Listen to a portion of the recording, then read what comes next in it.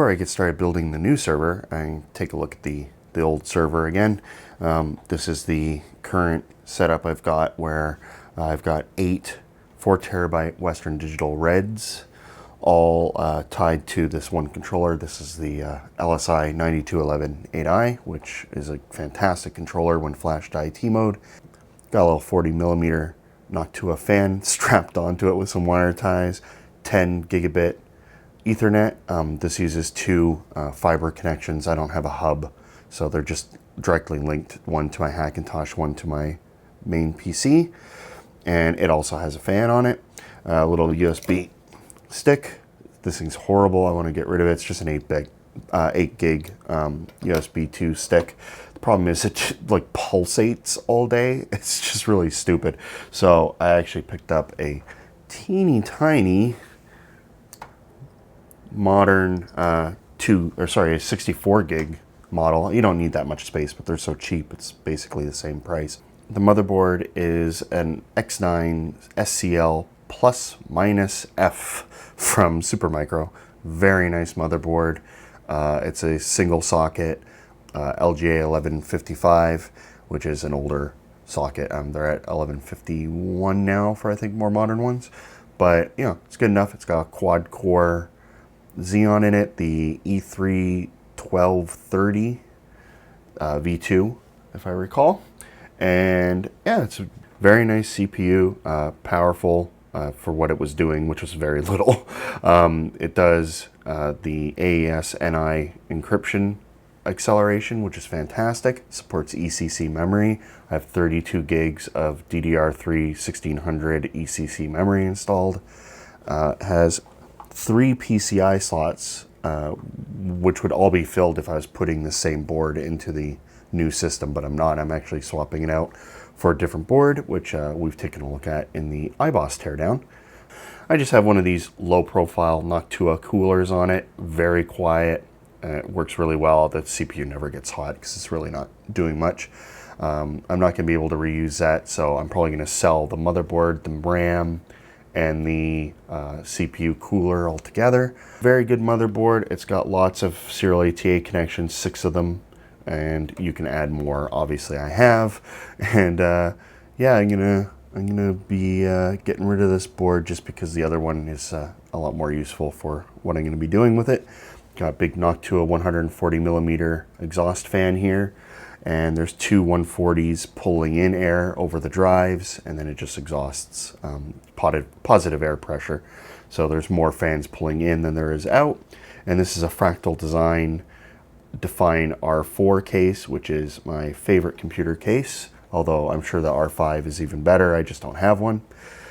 This case is actually going to go to my Hackintosh, and it's just in a really cheap Corsair case that I'm just going to throw away because it's like a $20 case, and it's really garbage. I just want to get rid of it. The power supply in this thing is really cheap, just a CX430M from Corsair. Pretty garbage power supply, and I'm going to be swapping that out. I already purchased the new one, and it's here. I'm going to get to that in a minute, but it's a very nice, very big power supply. Although you really don't need that much wattage in terms of wattage for a NAS like this, even the big one that I'm building. This particular setup with the 8 drives, cards, and everything on startup pulls 184 watts for a couple seconds while the drives spin up. And under just idle, just running with all the drives spinning, 124 watts. That's not bad at all, considering there are 8 hard drives in it. I expect the new system to pull somewhere in the range of 200 because there's going to be a lot more hard drives in it, and the CPU itself is a bit more powerful, and there's going to be more fans too. So we'll get to that in a minute, but right now I'm just going to basically just take this system apart and transfer the parts that need to go into the new system I was actually going to put the motherboard, the new motherboard, inside the new case, but I forgot I need the I/O shield from this, so I can't really go anywhere until I've taken the I/O shield out.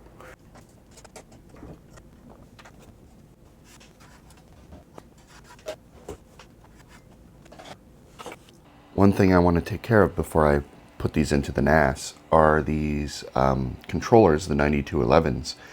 I need to flash them. Now I've flashed them to the IT firmware, which is a requirement for using anything with ZFS. You basically remove all the RAID functionality of the drive controller, and it just shows up as just regular drives, anything connected to it. Problem is, when I did that, they had an option to install the BIOS onto them, and the thing I was reading just said, you know, load the BIOS into them.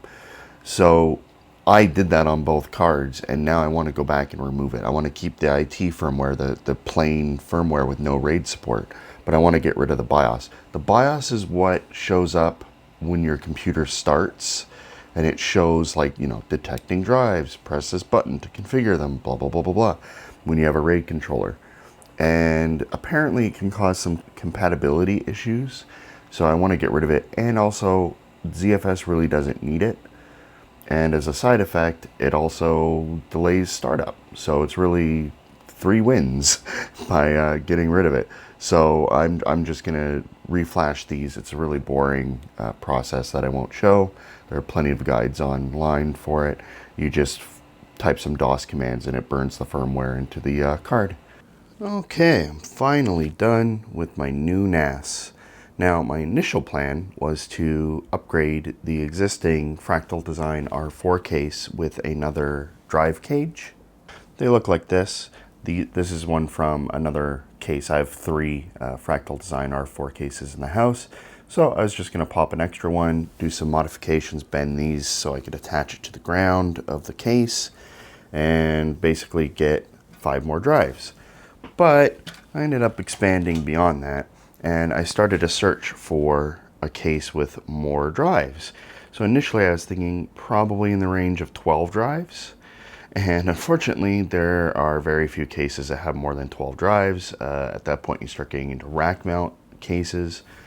Rack mount cases won't work for me because they're very long, and just the amount of space they take up, it just won't work with the arrangement of desks and stuff we have.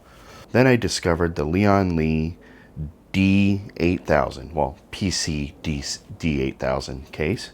They make a silver and a black one. I would have liked the silver one, but I can't seem to find it anywhere in America, at least at none of the major retailers.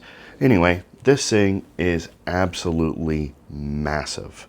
I mean, it is literally the size of a bar fridge, if not larger. And this thing can handle 20 3.25 inch hard drives. Plus there are 6 drives bays. You can actually remove this one if you need an extra one. And you could put in modules that would hold in, you know, like 3 or 4 more 3.5 inch drives if you needed that many. I will never need more than 20. I don't even need 20 right now. I have 16 in there, and it is a massive case. It's on wheels. It also picks up fingerprints like you would not believe. Anyway, on the back there's space for 3 140 millimeter fans and a 120. The case design is absolutely idiotic in a lot of ways. This is my first Lian Li case, and I had really high hopes. I've read all sorts of stuff about how they just make really quality, thought-out cases, and there are quite a few things with this case that are just completely idiotic. This whole section here it has the look of a place that's designed for a radiator. You just cannot fit one there, no matter what. It's just designed in a way that you cannot put in a 120 millimeter radiator. When I initially built the system, I wanted to use this 120 millimeter rad that I had sitting around. I had to take it out, and I swapped it with the Noctua D15S. The S is a high compatibility version of the air cooler that they make. It's a beautiful air cooler. I had the D14, and it's just fantastic. And this is the 15 is just a newer design. It has various improvements.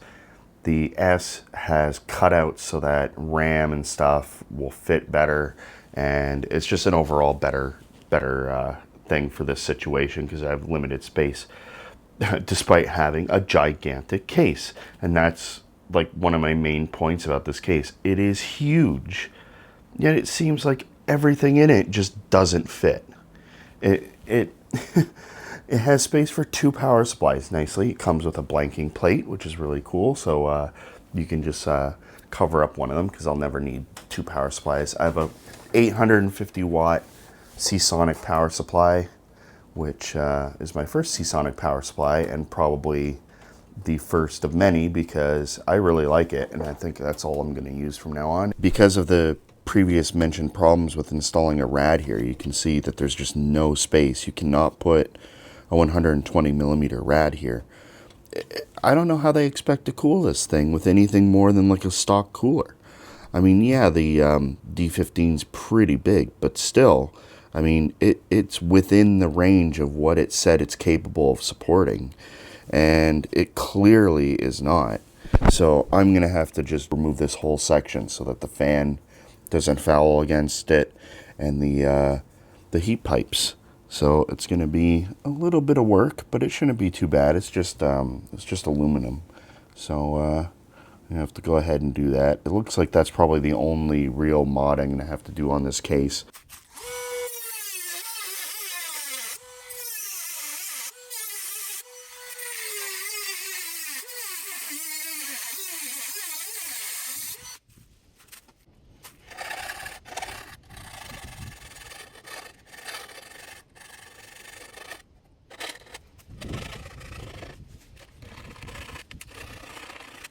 Well, I just finished up cutting out the part of this divider. Now there's space for the heatsink, and it moves freely from this center piece. Oh, one of these little rubber guys came off. I'll put that on in a sec. There's the space for the extra power supply. There's a divider with a 140 millimeter fan. There's also a space for another 140. I want the 140 millimeter fan there to cool all my PCI Express cards because my 10 gigabit Ethernet card and the two 9211 SAS controllers, all three of them make a lot of heat. So I do want some airflow over it. It doesn't need a ton, but this 140 should be more than enough just to get the air moving. If we just pop the front panel off, you can see that there is a whole bunch of storage in here. There's 64 terabytes total. There's 16 4 terabyte drives. There's space for 4 more. Plus, like I said, you could swap these out with bays that could hold even more. I don't need that right now. And like I said, I'll probably never need that many. And this is divided into 2 main arrays. This side are all 4 terabyte, 5400 RPMs. Although I believe these 2 Seagate drives are like 5600 or something, whatever. They're all the low speed ones, low power. This is just bulk storage. It'll be in a ZFS RAID 2, so there'll be 2 drives just devoted to parity information, so we lose a bit of storage, but it's really just bulk storage. That's all I need it for. It's just backing up my computer. These drives will back up to here, and it will also back up my wife's computer, and just little odds and ends. This will be the main working array, where it is 6 7200 RPM drives. There's a Western Digital Black, an RE, 2 SEs, a Gold, and a Red Pro. They're all 7200 RPM. Most of these are enterprise level drives, with the exception of the Red Pro. The Red Pro and the Gold have 128 megs of cache. The others have 64, but it shouldn't really matter. I'm going to set this up in a mirrored stripe. For maximum speed, I'll lose half the storage, so it'll only be 12 terabytes of storage, but it'll be redundant and fast. And since I'm going to be editing 4K video off these, that's good. It's really not bottlenecked by the connection to my main computer because there's a 10 gigabit Ethernet, which is more than enough to handle these drives. Yeah, it's weird how I ended up with all these different drives, but that's just how it worked out when I started purchasing drives and decided to move the drives that were inside my main system over to the server. So I just kind of ended up with this weird arrangement of like a rainbow of Western Digital drives, but the drive should work fine, and it shouldn't, this isn't like mission critical, so they all have to be identical and stuff, so it should work fine. One little thing that I do is I take my label printer and I just put labels of the models. I really should have put the serial numbers on it that's how FreeBSD recognizes drives. So I really should have put the serial numbers on it, but I kind of didn't really have space. I might print them out just for the hell of it, but it's not often that you have to go in here. But I also print out the date that the warranty expires. Any drive without a date has an expired warranty. So as you can see, my reds are pretty much all gone except for these two, and all of these are still valid. So if anything on this side dies, I'm covered for there. But yeah, no, this will last me a long time. I can in the future, for massive amounts of money, I could swap all of these out for larger drives, swap these out for larger drives. And yeah, it's pretty much just waiting until like 10 terabyte drives become cheap, but that'll be a while. So in the meantime, I've got a lot of drives. I actually weighed the cost of just keeping my original Fractal Design server, which has a maximum of 8 drives, and replacing all the drives with larger ones. And it just worked out that it's just way cheaper to buy a new case and all this other hardware and more drives and blah, blah, blah. And it's still cheaper than buying high capacity drives. I could probably get away with 8 terabyte drives would probably be cheaper, and it would worked out that way. And I also really wanted to get a faster array to move all my other storage to the server so that I could run the fans in my main computer slower. In the future, I could get a smaller case because I no longer need space for like 1 billion hard drives in my server, or sorry, my desktop. So it's nice that I moved everything to this one central location. The drive bays are actually a pretty clever design. They have a couple screws here that lock this little slider, which lets you slide out the drives. You just attach a little rubber grommet with a screw to each drive. They aren't hot swappable. They do make backplanes that are hot swappable, but they're very expensive. It would have been another like $150 to do it. I'm not replacing drives that often, at least I hope I'm not. So it's not a real big deal that I can't hot swap them. I can just spin it around. It's a really easy to get to case on the inside, so I could just spin it around, pull out the connection, and just slide out the drive. It's really not a big deal for that. Despite the fact that it has 5, 6, 7, 8, 9 fans in it, it's actually a pretty quiet system. The fans all have Noctua low noise adapters on them, so they run at a lower speed than normal, and it makes a pretty big difference. And it's keeping everything cool, so that's good enough. I really just need the minimum amount of fan speed to keep the drives below 40 degrees Celsius. I'm not too concerned about like high speed cooling when it's really you just need the bare minimum to get it into a good zone for temperature. I couldn't even put in the cooler in the proper orientation where I'd have the fan pointing towards the back, because the damn case I wouldn't even be able to slide in the motherboard tray. None of it worked. I really can't see how they managed to make this case so gigantic, yet almost completely useless in terms of loading stuff into it. Yeah, it's kind of turning into a little rant about this case, but I do like the case. It's just they really need to refine this thing, and I don't think it's popular enough that they will make a second version of it where they will fix these problems, because it's really a niche case where you're running all these drives. Like, not many people need to make a server out of 20 hard drives, and most of them will use racks. In terms of like a home like overkill server, something on wheels is just fantastic. I mean, I really like it when everything's closed up and the case is together. I mean, it really is a perfect solution for kind of an overkill home NAS. The motherboard is the same one from the iBoss teardown, which is a Supermicro X9 series with a socket 2011 and an E5 6-core, 12-core, or 12-thread Xeon chip. And the cooler keeps it nice and cool, so it'll run at 3.6 gigahertz turbo, no problems at all.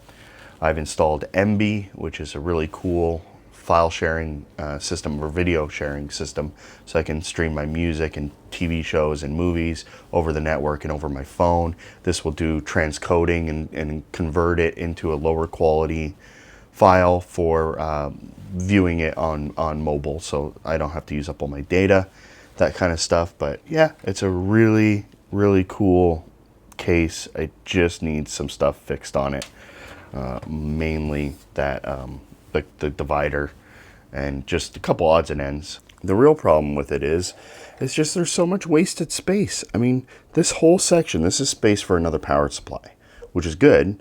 You know, I'm back in the day you couldn't get 1500 watt power supplies, so I can get that you want a second power supply if you're having a million drives installed.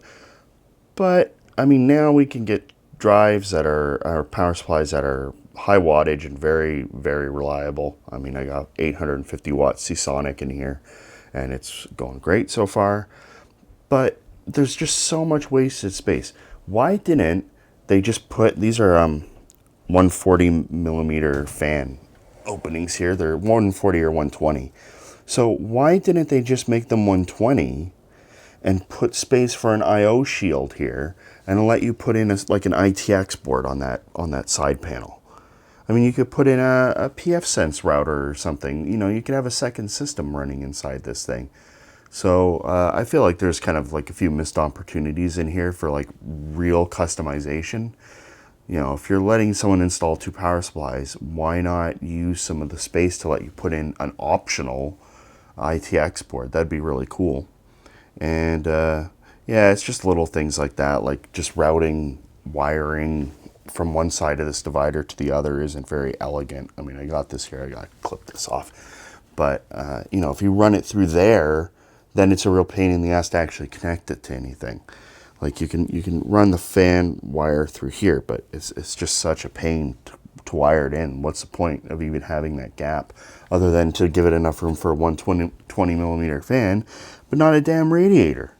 So yeah, it feels like this case is like the smallest case I've ever worked in, yet it's also the largest case I've ever seen in my life. So it's this weird situation where you're in, where you seriously feel like you cannot put the stuff you want to put into the case, yet it's freaking massive. It's on wheels. So, oh well. I mean, it's definitely going to work for my purposes. I mean, with that Dremel modification, that should be it. I mean, I think that's all I need to do to it. So I ordered these at great cost. I think they were like $30 each. But they are nice filters that are held in with magnets, because there's no actual dust filters on these damn things. They put dust filters on the power supply intake, but these huge intakes along the side for the fan, or for the hard drives, there's no dust filter. So these are just magnetic. You can peel them off, wash them off. Around back, there's just the exhaust fans that I've got hooked up, the 120 and the 140, 10 gig Ethernet, motherboard, the Seasonic power supply at the bottom, and they nicely include a blanking plate, yet they don't include panels here to put in a rad. You have to buy a separate panel for like $30 and it gives you the rad mounts. Ridiculous. Since the iBoss teardown, I actually added another stick of DDR3 ECC memory, bringing the RAM total up to 64 gigs. So that matches the 64 terabytes of space. So overall, it's a pretty powerful machine, and I shouldn't outgrow it for a while, considering I can put in another 64 gigs of memory for only a couple $100. I mean, it's not that expensive, the type of memory it uses. So, you know, if I ever need more memory, that's no problem. The only thing I might want to do in the future is swap out the motherboard for a dual CPU motherboard. Now, do I need that many cores? No, not right now. But what would be nice is to get a dual socket motherboard so I could run more PCI cards. Because right now there's only 3 PCI Express slots. All 3 are filled, 2 for the drive controllers, 1 for 10 gigabit Ethernet. It would be nice to be able to put a video card in this, because MB supports hardware accelerated encoding or transcoding. So you could have an NVIDIA card in here, even a basic one, and it could do all the hard lifting to encode video. But right now I'm not having any problems with it. I've tried various formats, and it's been able to do it in real time. There's like a 5-second delay before the video starts, but once it goes, there's no problems. So I don't think it's a really big deal right now, but it's just something to think about for the future if it becomes an issue where I really need that help with the transcoding. I stuck one of the included 120 millimeter grills over the exhaust fan here at the back. Like I said, I wanted to put the rad here, but it didn't work out because there's just not enough space. But the nice grill just keeps you from cramming your hands in there. I'm not really sure why they left it open. I mean, it looks like it's all designed to allow for rads and stuff, but it just doesn't work that way, unless they want you to like put the fan physically outside of the case and sandwich it. But even then, I really could not get the pipes or anything just to work out. It just really seems like a stupid design that just does not work. I'd like to see them move the divider in a way that doesn't block so many cooler options, and even just open up this area. Because I mean, this whole back part slides out, but it would be nice if more of it slid out so that the rad could be attached to the sliding out portion of the tray and not bang into the side of the case when you're closing it. It just needs more space for clearance, and they just didn't do any of that. I'm just finishing all the editing for my video on the server, and I forgot to actually film anything for this CrystalFontz display that I have plugged in. Now, this particular one is the XES635BK blah blah blah blah blah blah, and this is a nice metal USB LCD. And if you set up LCD proc inside a jail within FreeNAS, you can change stuff. I had to set the backlight to really low so it shows up on the camera, blah blah. But you can set how bright the display is, all sorts of stuff like that. And you can choose what panels to display while it just cycles through them. You can also hold it on. Oh, there's Leo. Yes, Leo. Anyway, you can set it to display little things, and you can have it hold and just stay on one thing. It actually says MB in a lot of places because it is actually running within the jail that the MB plugin is running. I just manually installed the LCD proc software, but you can see that it shows uptime, and this is battery information. I'm going to get a UPS for this thing, so I left that up for now. I don't know if this is actually going to work with it or not, but either way, I have it up just for testing. There's a nice CPU graph, which let me hold on this, and I should be able to get it to spike up. There we go. If I tell it to encode a video. So right now what I'm doing is I'm just watching a video straight from the MB server, but what it's doing is it's transcoding it from a 1080p Blu-ray rip down to a 480p or whatever I just set it to. I didn't even look, but it has to do all the work in real time transcoding it, so you get a nice amount of CPU usage. And you can see there's a much better, more detailed display of the CPU usage.